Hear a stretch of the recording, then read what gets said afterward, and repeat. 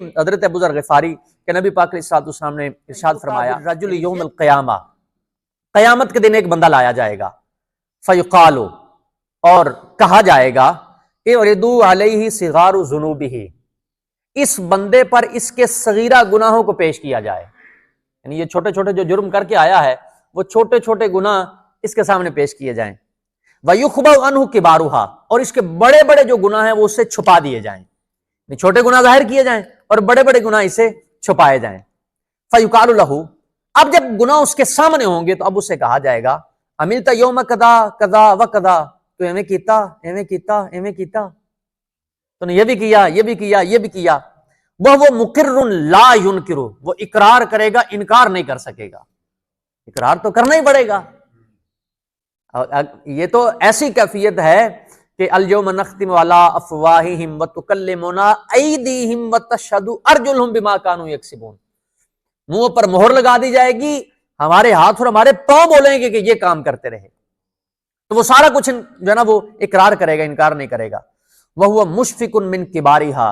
اپنے بڑے بڑے گناہوں کے بارے میں ڈر رہا ہوگا کہ کہیں وہ بھی نہ کھولے جائیں،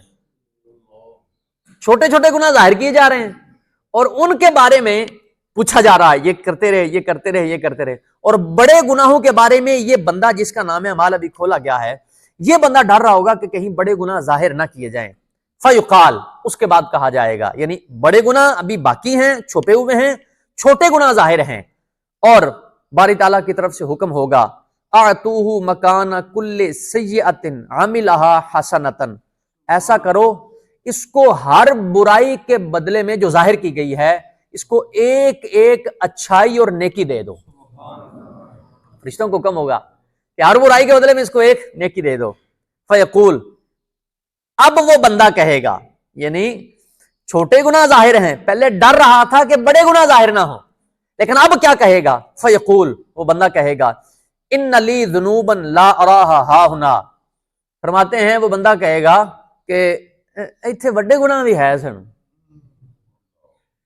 یعنی ان لی ذنوبا لا اراھا ہاہنا، یہاں کچھ ایسے گناہ بھی ہیں جو میں نہیں دیکھ رہا، یعنی اس کے کہنے کا مقصد یہ ہوگا کہ جب ان گناہوں کے بدلے میں نیکیاں مل رہی ہیں تو کچھ اور بھی گناہ ہیں جو میں دیکھ نہیں رہا لیکن وہ میں نے کیے ہیں، مقصد یہ ہے کہ وہ بھی ظاہر ہوں تو ان کے بارے میں بھی اللہ ان کے بدلے میں نیکی عطا فرمائے گا۔ ڈر تھا کہ سیاہ کی سزا، ڈر تھا کہ سیاہ کی سزا، اب ہوگی روز جزا، دی رحمت نے ان کی صدا، یہ بھی نہیں وہ بھی نہیں۔ اس لیے تو شعر پڑھا جاتا ہے کہ رحمت دا دریا الہی ہر دم وگدا تیرا، جے ایک قطرہ بخشے مینوں کم بن جاوے میرا، لیکن یہ بات وہی ہے کہ عدل کریں تے تھر تھر کمبن اچیاں شانہ والے، فضل کریں تے بخشے جاون میں جے منہ کالے، یعنی یہ بات اس کے فضل کی ہے، وہ پابند نہیں ہے اس کا، عدل کرے تو بڑے بڑے کام پیں گے اور فضل کرنے پر ہمارے جیسے بڑے بڑے گناہگار وہ بھی بخشے جائیں گے۔ تو بہرحال پھر کیا فرماتے ہیں، جو باب سے متعلقہ گفتگو اور جملے ہیں وہ آ رہے ہیں۔ قال ابو ذر،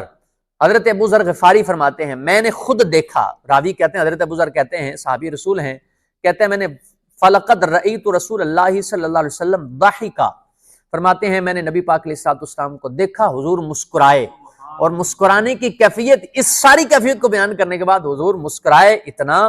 کہ حتی بدت نواجذہ، یہاں تک کہ آپ کی جو داڑھیں ہیں یہ ظاہر ہو گئیں، یہ بندہ کیسا ہے،